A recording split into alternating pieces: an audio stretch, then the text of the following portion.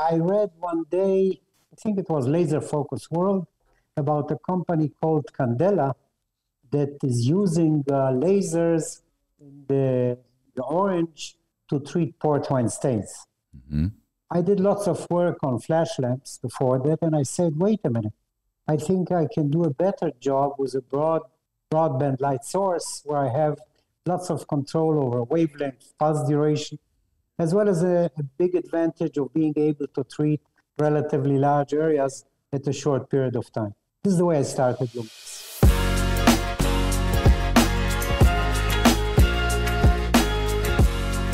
Hello and welcome back to the Technology of Beauty, where I have the opportunity to interview the movers and shakers of the beauty business, and today is no exception.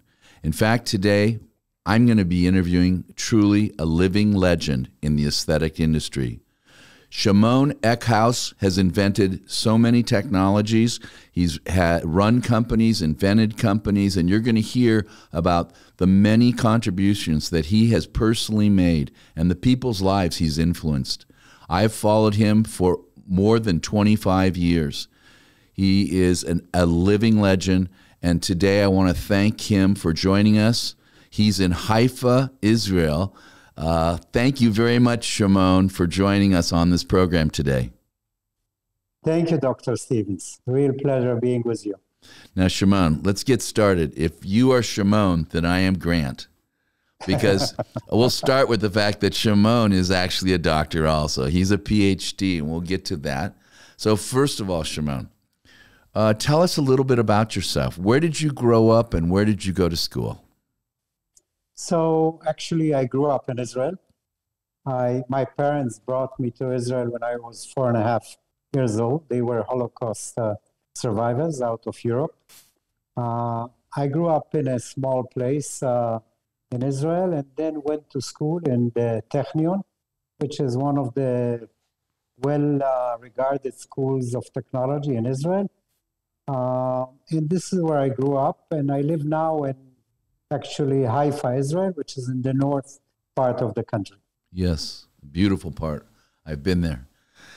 And then subsequently, I happen to know you got your PhD over here in the United States, right in the shadow of my home where I grew up. So why don't you tell us about that? So I got my PhD at Uc Irvine. I came to Uc Irvine in 1975, so quite a while ago, as you may calculate. The reason I decided to choose Irvine in those days, I can tell you it was about 5,000 students. So it's a little bit smaller than the 25 or 30,000 that they count today. But my thesis advisor was a very famous researcher in the area of plasma physics. This is the reason I came here.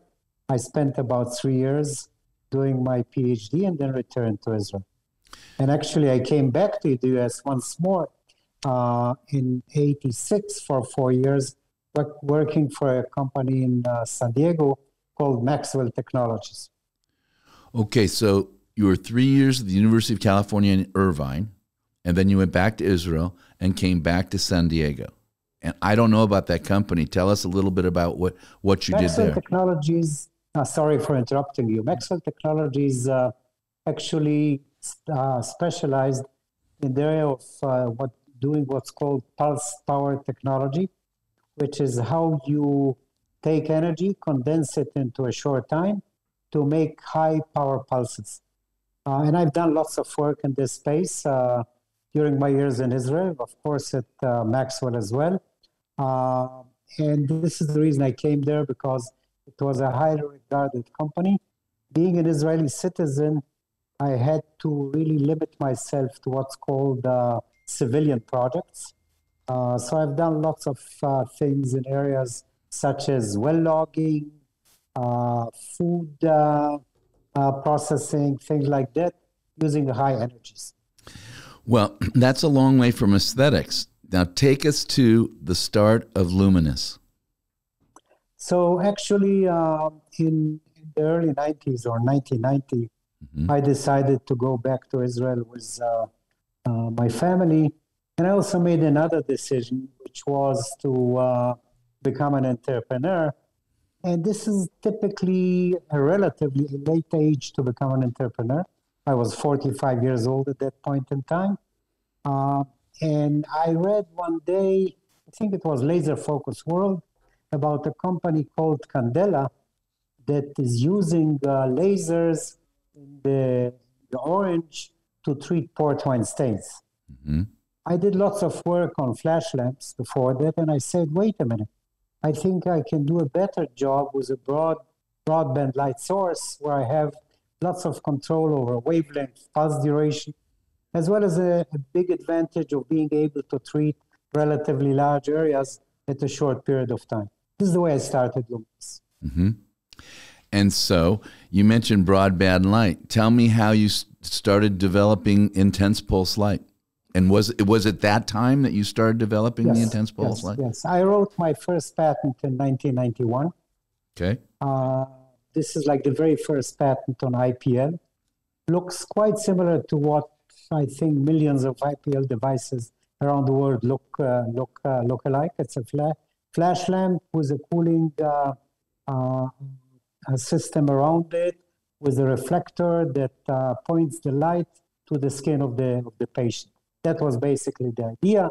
I talked there a lot about doing it for blood vessels because, this was like where this whole industry started, as I'm sure you're very familiar with. And also about pigmented lesions.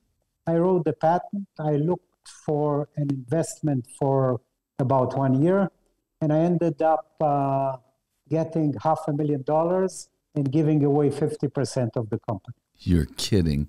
And was that the beginning of Luminous? That was the beginning of Luminous, yes. For a value of $1 million, you gave away half? For a value of post money of $1 million. Okay. And then did you develop CO2 lasers also at Luminous? No. This is an interesting story because I started Luminous on the IPL concept.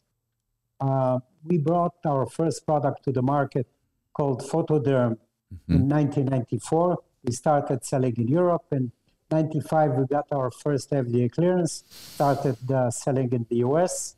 And that actually became very successful because doctors realized that this broadband light source has many, many features that are quite unique, that are very different than what you do with lasers. I'll just tell you a simple anecdote. As I'm sure you know, when you use pulse dye lasers to treat port wine stains, you get what's called purpura. Mm-hmm. When we developed IPL, at the beginning, by the way, I was worried because we weren't getting purpura, but we ended up getting blood vessels disappearing. And that became quite successful, which really in 1996 enabled me to take the company public on NASDAQ. We reached a valuation of about $1 billion. And in 97, I acquired Laser Industries, or Sharpland, as many people know it. And then CO2 lasers became a significant part of our business. But I started my career with what I call truly non-invasive energy-based devices. Okay. So then you moved on from there to Sharpland? Is that right? Yeah, Sharpland actually became part of Luminous. Okay. We acquired them. Okay. We, of course, kept on selling the CO2 lasers and alexandrite lasers and some other thing they were doing during those days. And I stayed with the company until almost the end of 1999 and then left. Okay. Well, interesting enough, my first laser I ever used was in St. Louis at Barnes Hospital, Washington University, and it was a pulse dye laser for a port wine stain right here on a child. And what he was referring to, the purpura, is the purple color, like eggplant color that one sees. And it's interesting, you were concerned when you were doing your broadband light or IPL that you didn't see that. You were concerned about efficacy. Isn't that interesting? Exactly. Okay. Exactly. Because as I'm sure you know, it takes a while until the blood vessels really disappear. And when you don't see it right away, you ask yourself, and patients ask you, what's going on, doctor? And it's interesting to me, my first laser I purchased after I was done with my training was a Sharpland laser, both the 40 watt as well as I bought the Surgilase XJ150. And from that, I developed the laser bra. So, and I followed you, and you went from erbium and then alexandrite for hair and so forth. Now, take us to the next company you started. So actually in 2000, this was like a year after I left Luminous, I started a company which we called Syneron in those days, Syneron. And the basic idea there was that a combination of energies can be more effective than just a single one. And the product that we developed was really a combination of IPL together with conducted RF, as we called it. We called the technology ELOS, which stands for electro-optic synergy. And again, the company grew very fast. The fact that we used RF together with light kind of brought us more closely to the skin tightening space, if I'm sure you know what I mean. And again, this was quite successful. We took the company public on NASDAQ in 2004.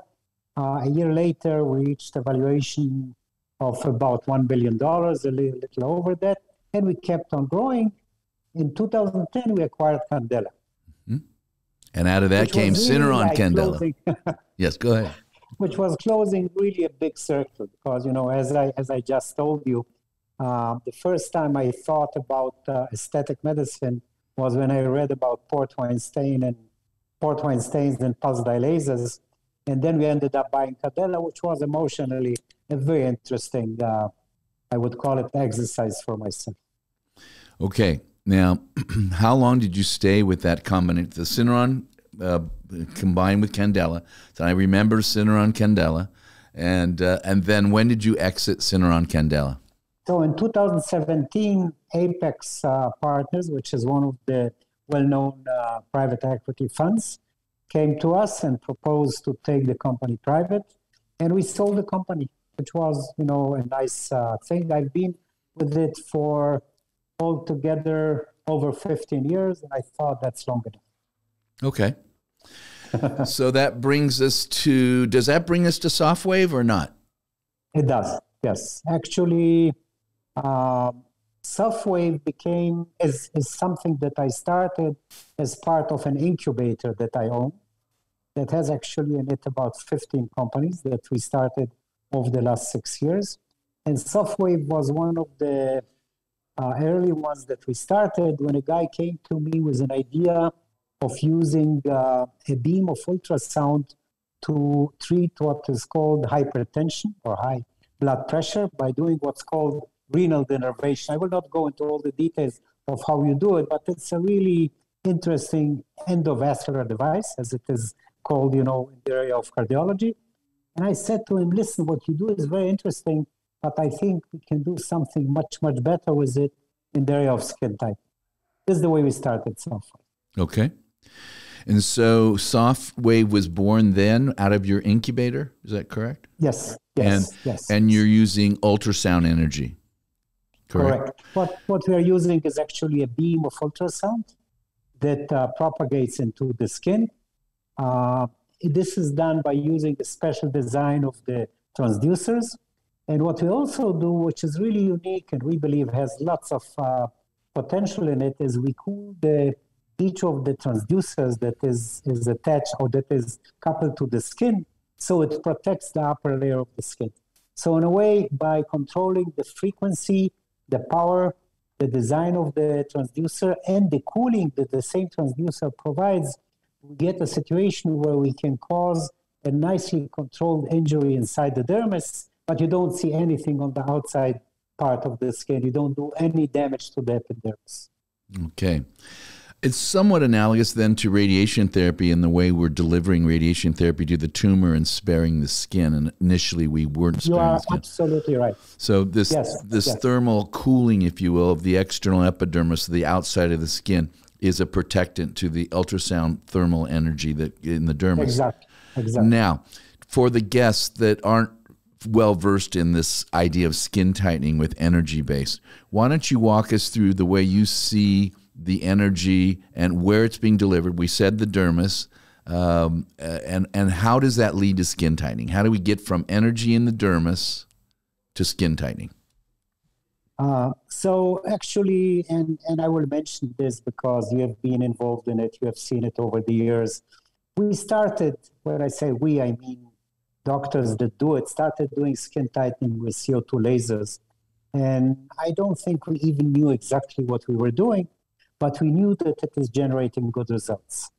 And as you're very familiar, and you mentioned it at the beginning, we did really full skin resurfacing where we ablated everything.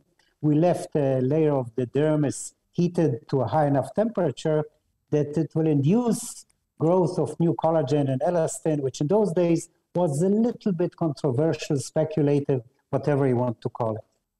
We discovered later, and this was actually something we discovered with IPL, and I can mention that one of the unique things that we didn't expect but discovered with IPL was that the heating effect creates some benefits of getting a better skin. Not dramatic, but if you do enough treatments, you start seeing the benefit. Again, the basic idea, and we didn't fully understand it, is you heat up the dermis to 50 or 40 degrees centigrade, you get some kind of an effect of neocollagenesis or neoelastogenesis, if you want to call it this way. And then, as I'm sure you're very familiar with, fractional CO2 lasers came in.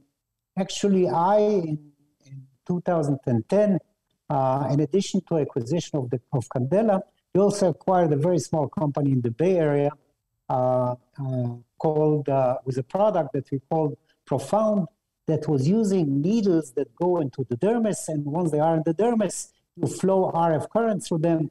It heats up locally, and with this local damage, you induce growth of new collagen and elastin. And this, as I'm sure you know, RF microneedling became a big thing. There are probably 20 companies doing it. And I was very familiar with it. I was familiar with the degree of effectiveness, but I was also familiar with the fact that not every patient, whether it's a woman or a man, likes to be pricked in his face, a few thousand times. There are some, there is significant downtime because you do create some injury on the upper layer of the skin. So when this guy came to me with this ultrasound idea, I said, wait a minute, you can do something very similar to what you do with the other cooling technologies where you can protect the epidermis and still create the right parameters inside the dermis. And what we actually do in SoftWave is we have an array of 7 transducers that are coupled to the skin. The doctor just puts it on the skin. When the coupling is right, you radiate the ultrasound energy. It is absorbed in the skin. The epidermis itself is protected because we cool it with the same transducer that also radiates the energy. And by choosing the frequency, the power, the geometrical dimension, we create an injury inside the dermis, which is actually a thermal injury with temperatures of 60 to 70 degrees centigrade at a depth of about 1.5 millimeters. The beauty of it is we do, and I can tell you some of the people that sell our products say we are better than RF microneedling. I say, let's say we are as good as RF microneedling, but if we are able to do it without injuring the upper layer of the epidermis, that's a good enough story. And we have lots of data that really supports the fact that we can do a treatment with zero downtime to patients. Okay, full disclosure, I have had a sound wave treatment of my forehead, my cheeks, and my neck just recently in the last month. I'm going to jump back to Profound. You were involved with Profound when you had Syneron Candela. I had the good fortune. Philippe Chazon allowed me to have, when he was running Syneron Candela, the Profound. And there's no question in my mind that it's very effective. It's needles, it's RF, and there's many needles in RF, as we know, and they are effective, right? And they can debate about which one's more effective and so forth, and what the depth of the needles, and if it's insulated or not insulated, and on and on and on. And in any event, I think we can agree that Profound is effective in tightening skin. Absolutely. I promoted it for many years. Right. One of the downsides of Profound, the main downside for me and for my patients, was pain. And how do you mitigate the pain? We knew it worked, but it was painful. And I think that was the downfall, frankly. A lot of the RF devices now are less painful, and they may well be less effective. We're not going to debate that on this program. But I'd like you, since you uniquely are involved in SoftWave, which is a transcutaneous, not percutaneous, if you will. It's a transcutaneous delivery of energy protecting the epidermis versus profound, which is an RF, different energy source also, RF versus ultrasound, that's delivered through these needles. Could you compare and contrast them a little more for our listeners? Absolutely. Thank you. Absolutely, Thank yes. you very much. I mean, the experience we had was profound, taught us where we need to be in terms of the temperature that we reach, how long the heating is lasting, and where you need to do it to get the best results. That's kind of three basic parameters. When Profound was started, by the way, in the very early days, they tried to use 72, 73 degrees, which was too high because it ended up causing permanent damage and really desiccating collagen, which we really don't want to do. And what you actually tried when Philippe did it on you or tried it on you or let you try it on someone else was exactly these parameters. It is to create temperatures of about between 60 to 70 degrees for about 4 seconds at a depth of 1.5 millimeters in the dermis. That's the basic. These are the basic parameters of Profound. I am not shy to tell you that when we started SoftWave, I told the engineer that I worked with, this is what we need to reach, a temperature in the range of 60 to 70 to be able to do it at a depth of about 1.5 millimeter, but to do it without damaging anything on the upper layer of the skin. And, I can tell you because, as I said a few minutes ago, I promoted Profound because I thought it's a great product. It's a great product. When I compare the two, we have at least the same quality of results as you can get with Profound. One of the reasons, by the way, is that what we do, which is unique, the way we do our transducers create a damage pattern which is parallel to the surface of the skin rather than being perpendicular. And more than that, we are able in a procedure of about 30 minutes to do, I would say, between 4 to 5 times more heating of collagen to these temperatures than what you can do with Profound. We do probably 10 to 20 times more than what you can do with our other RF microneedling devices. So there I feel on a very solid ground because everything that we are doing is based on what we have seen there on the basic scientific level. The beauty of it is that we do it without downtime to the patient, without damage to the epidermis. I see. And that's a very big difference. There's no question. Are there any other companies in this space vis-a-vis that are heating to 60 to 70 degrees transcutaneously without needles? The closest one to what we do is Merz, which acquired Ultera. I'm sure you are familiar with Ultera. I don't know if you experienced it, but I have. I'm sure you know about it. I have it. I own it.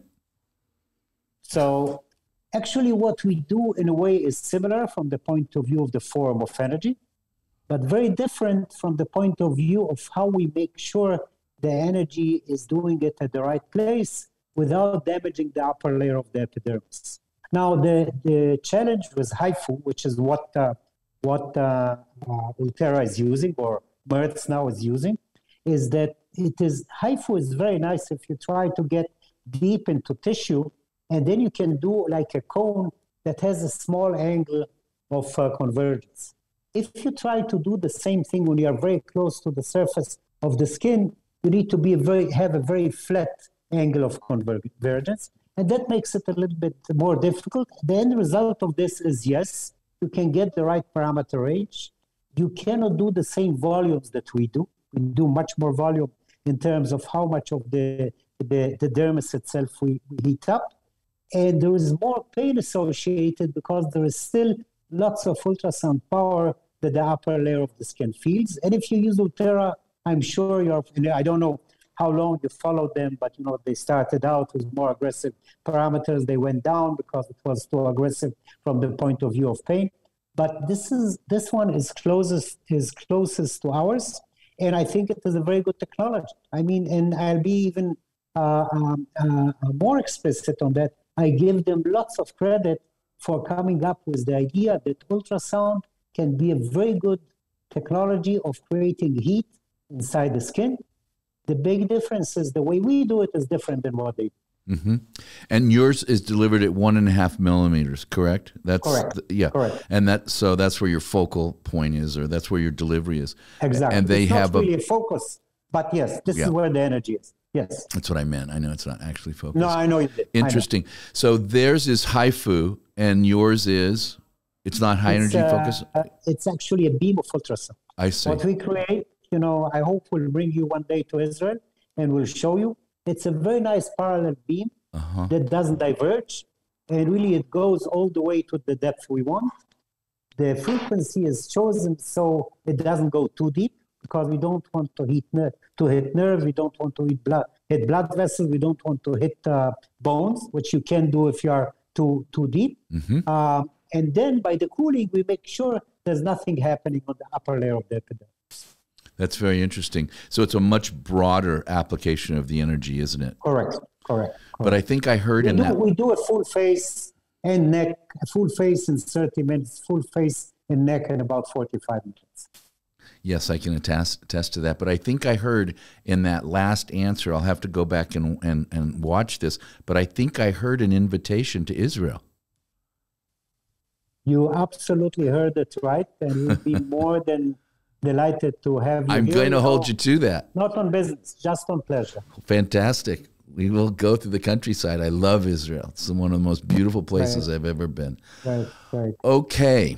Well, we've been through a lot. We've talked about skin tightening. We've talked about the beginning of intense pulse light, the Syneron story, the Syneron Candela story, the acquisition of Sharpland. You've been to the States and educated once with your PhD and then back to San Diego. You've seen a lot, sir. You have seen so many energy-based technologies. And there you're sitting there. I'd like to ask you something, because I can see behind you, I think I see your crystal ball. Could you please look into your crystal ball and tell me what we're going to be seeing, or at least what you see, Shimon, over the next few years to even as far out as a decade? But kind of let all of us hear what you see in your crystal ball, please. So actually, and of course, I'll try and focus on aesthetic medicine and doing a few other things as well. But in the area of aesthetic medicine, I think the combination of the demand from patients, which I'm sure you are much more aware of than I am, but we are all aware of it, will keep on growing. There's no doubt about that, because, I don't want to talk about Zoom boom and many other things that everybody is talking about. But in addition to that, and this is a big revolution in the 30 years that I've been in this industry, when we started and did, skin rejuvenation with photofacial, as we used to call it in those days, yes, on the face of a patient, she wouldn't share it with anyone in the world. Maybe with her husband, maybe not. These days, they do it and they put it on Facebook or TikTok or Instagram or whatever the case may be. And this social, media kind of craziness, if you want to call it, or wonderful thing, if you want to call it this way, is really driving the market to whole new directions. Combined with that, I believe the sophistication of patients, as well as our sophistication, keeps on moving forward. Like doing what we do in software, the ability to do this damage and a patient walks back home and nobody knows that he or she were treated, I believe is a great thing. I believe that we will keep on improving this significantly, because we keep on getting much better understanding of the biology of the skin. PCR is a word that you'll ask any citizen in the Western world if he knows what PCR is, and he will say, of course, COVID. But you know that there is something called PCR. But what we do today in sequencing didn't exist 30 or 20 or even 10 years ago. And when you combine that with the way you move technology forward, I believe we can end up with much better ways of predicting the results of treatments that we are doing in aesthetic medicine. And, we do lots of work on on treating patients, taking biopsies, and understanding what's going on internally. And it's amazing. And, you know, these were speculations 20 years ago. Now they're really scientific facts. So that's very exciting. Well, thank you very much. I would entirely agree with you. And we've been on parallel tracks for those 25 to 30 years. And it's been so exciting. And it's just such an honor for me to be able to interview you and meet you. I wish you were here in our studio, but I'll take this Zoom and I'll meet you in Haifa. And we'll go on. I'd love to see the histology. I want to see the neocollagenesis. I've never heard the word neoelastogenesis, but it works for me. I do understand. And when you upset those fibroblasts, they pump out that collagen and elastin, as we saw when we were doing CO2 lasers, and back to the Beckman Institute and all the various things that we all lived through. And here we are using RF and ultrasound and various energy sources to heat the fibroblast, irritate it, and have it pump out this new collagen and elastin. And I'm very excited to get to know more about SoftWave.